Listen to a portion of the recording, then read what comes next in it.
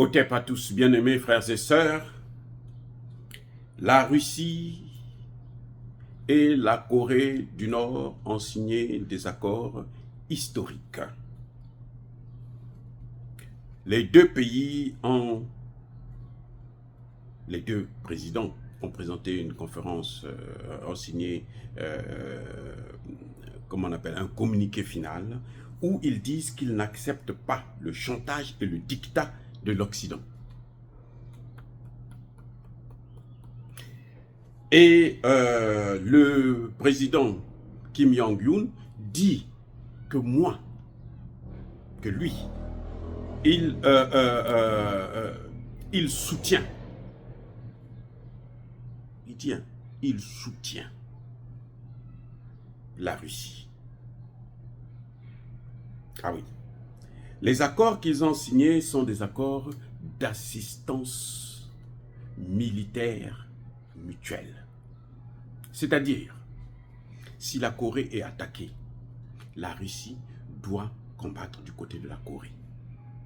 Si la Russie est attaquée, la Corée doit assister la Russie. Ça signifie quoi? Et c'est ça qui fait trembler l'Europe, l'Occident, l'OTAN. C'est ça. L'OTAN s'est organisée, non? Ils se sont tous organisés, ils se sont rassemblés, ils sont tous forts. Ils disent, nous, on va faire la guerre. Eh bien, Poutine est en train de mettre aussi, mobiliser ses alliés. En fait, c'est ça qui est en train de se passer pour une éventuelle troisième guerre mondiale. Poutine est en train de mobiliser ses alliés. Et Poutine sait que l'arme nucléaire des autres, là, lui, il connaît beaucoup de choses sur ça. Et il va donner les mêmes choses, la même technologie, la même science, il va la donner à la Corée. Les gens disaient que non, mais c'est la Chine. Poutine, s'il n'y a pas la Chine, on a mis Poutine dans les mains de la Chine. Non. La Chine soutient la Russie parce que la Chine sait, ils ne sont pas bêtes. La Chine sait que s'ils finissent aujourd'hui avec la Russie, là, s'ils arrivent à disloquer la Russie, là, ils vont détruire la Chine. Ce qu'ils sont en train de faire en Russie, c'est exactement ce qu'ils sont en train de faire avec l'AES. Attendez, je reprends. Ce qu'ils sont en train de faire avec la Russie, c'est exactement ce qu'ils sont en train de faire avec l'AES. C'est-à-dire encercler ces pays. Ils ont encerclé la Russie. Maintenant, ils sont en train d'encercler aussi l'AES. Le problème avec l'AES, c'est qu'on a affaire à... Ce n'est pas des armées. Oui. Ce n'est pas des armées que nous avons en Côte d'Ivoire, en Mauritanie et autres. Ce n'est pas des armées. Au Sénégal, ce n'est pas des armées. Je vous ai dit que le général, l'autre là, le général Diop, là, le ministre de l'Intérieur, c'est un général en carton.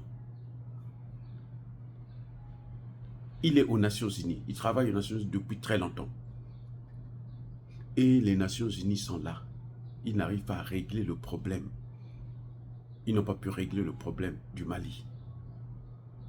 Ça s'est métamorphosé, c'est parti jusqu'au Burkina Faso. Ça a commencé à grandir encore plus, c'est parti au Niger. Les Nations Unies étaient où? Et lui, c'est un expert des Nations Unies. Ils n'ont pas pu régler ça. Dites-moi, quelle est une seule mission que les Nations Unies ont réussi en Afrique? Rien. Donc ça, c'est des généraux en carton. Et c'est ça le problème, la faille.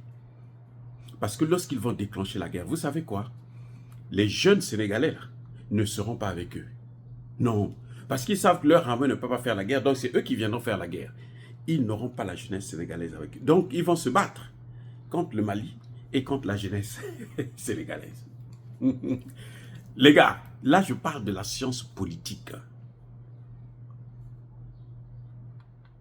La jeunesse sénégalaise a élu Ousmane Sonko et Diomaye Faye pour justement renforcer les relations avec l'AES.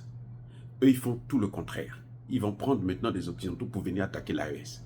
Mais quand ces Occidentaux vont venir pour faire la guerre, vous allez voir que ces Occidentaux auront deux guerres. Comme on dit chez nous, on se bat par le ventre et on se bat par le dos. Derrière, ils auront la jeunesse sénégalaise et devant, ils auront l'armée malienne. Et des peuples déterminés, comme je le connais, hein, sénégalais, maliens et autres, ils ne pourront pas gagner cette guerre. Bref, Poutine est en train d'organiser aussi sa défense. Poutine est en train de se préparer pour la guerre. Que les Occidentaux sachent que ce qu'ils sont en train de chercher là, ben, ils vont l'avoir. S'ils veulent la guerre, là, ils vont avoir cette guerre-là. C'est dommage parce que nous n'avons pas besoin de ça. Maintenant, nous, c'est la concurrence sur le plan économique. Amenez l'argent, venez investir dans un pays, vous gagnez des marchés et puis vous vous développez, vous vous enrichissez. Eux, ce n'est pas ça qu'ils veulent. Donc, je crois qu'aujourd'hui, la Corée du Nord dit ouvertement que je soutiens toute l'action de la Russie.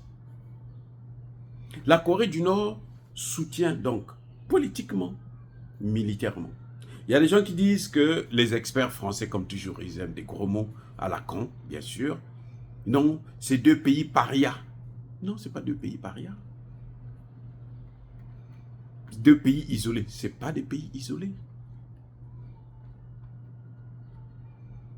Les pays africains, là, ils sont avec eux.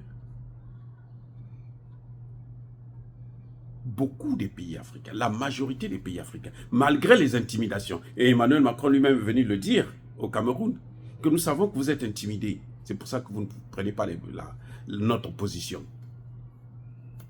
Mais qui intimide? Pas Poutine. Poutine n'intimide personne. Parce que Poutine n'a jamais fait du mal aux Africains. Les dirigeants africains sérieux savent que les meilleures relations, c'est avec Poutine qu'avec les Occidentaux. Les dirigeants sérieux. Donc, quand vous voyez comme ça, eh ben, Poutine va donner la technologie.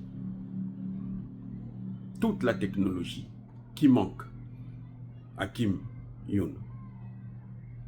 La technologie qui lui manque là, Poutine va lui donner ça. Le contrôle de l'espace, Poutine va lui donner ça. Lui, à lui seul, là, ce pays-là, la Corée du Nord, fabrique plus d'obus que l'ensemble des pays de l'OTAN. Mais il faut utiliser ça.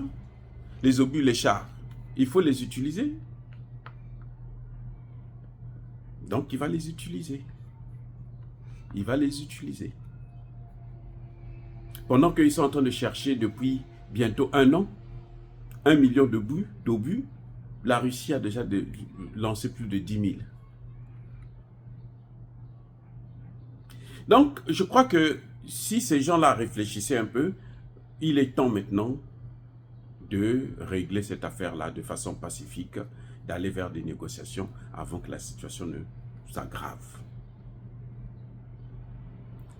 Je vous ai dit que les accords le sommet pour la paix en Ukraine a échoué. C'est un échec lamentable. Les Occidentaux pensent qu'ils sont encore entendus, écoutés dans le monde, mais ils ne le sont plus. Personne ne les écoute, c'est eux-mêmes qui s'écoutent. Vous avez vu le discours de Macron, le va-t-en-guerre? Vous avez vu la réponse des Français? Même eux-mêmes, les Français, ils ont répondu à Macron. L'échec aux Européennes, c'est une réponse à la politique menée par Macron, et notamment celle qui concerne l'Ukraine. Donc, je crois que les pays occidentaux devraient maintenant prendre leurs responsabilités. Ils ont été irresponsables depuis tout le temps. Maintenant, il faut qu'ils prennent leurs responsabilités parce que le monde ne leur appartient pas. Que ce soit bien clair. Dire cela, c'est inciter à la haine ou à la violence. Non, il y a ma colère vue. Encore une fois de plus, bien aimés frères et sœurs, je persiste et je signe. Soyez bénis, abondamment bénis par le Dieu des Kémites et par nos ancêtres angélisés. Mais que tous ceux qui persécutent le continent africain, le pillent et le déstabilisent, qu'ils soient noirs, blancs, chinois, arabes, juifs, indiens ou qui qu'ils soient punis, maudits, foudroyés, neutralisés, écrasés, effacés par le Dieu des Kémites et par nos ancêtres angélisés. Vive l'Afrique éternelle, j'ai dit et j'assume.